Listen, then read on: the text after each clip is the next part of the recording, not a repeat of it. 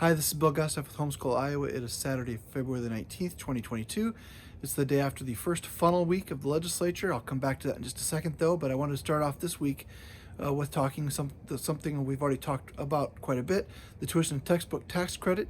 Had a good conversation with the lobbyist and one of the attorneys for the Department of Revenue this week, and they have a couple of small tweaks to the code that are going to be put forward, and some regulations that we expect to see this week. So stay tuned. You should hear some good news, I think, on that pretty soon. I think it's going to be news in line with what we're all trying to get to. So just stay tuned for that, and I think you'll be pleased with what you see. I just don't have the answer quite yet, but stay tuned. Then this week was the funnel, as I said, so that means every bill that was started in the House was supposed to have been through a committee level, or every bill that started in the Senate was supposed to be a committee level in their respective chambers. If not, they're technically dead for the session. There are some big things going on at the Capitol this year. It was a busy funnel week, probably busier than one I've ever remembered, and a lot of us were commenting about that. The Speaker of the House, I saw him yesterday, and he mentioned that he told his caucus they needed to slow down the pace a bit because they're going to die of exhaustion. So it was a busy week. They're doing some heavy lifting. And on the education front, the education bill, the governor's education initiative, takes up a lot of oxygen in the room, so to speak. So that's where a lot of time was spent, and some of our stuff, fell in the funnel. That's not to be unexpected.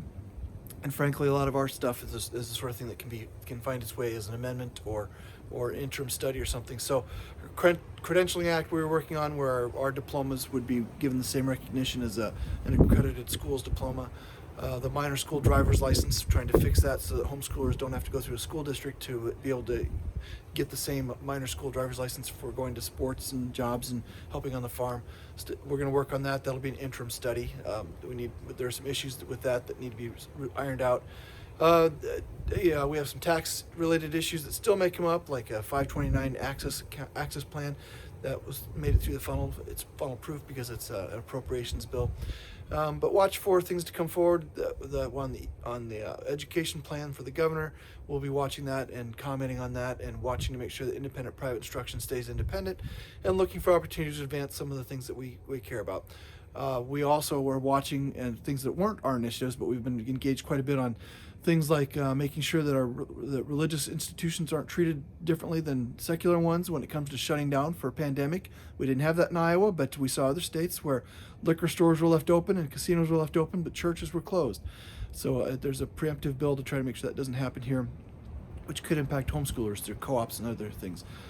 So we're watching that and engaged on it. We're engaged in making sure that vaccinations can't be required to enroll or dual enroll, for example, in schools with minors. And so we're just watching all those different things and helping out in those, and some parental rights legislation moving as well. So stay tuned.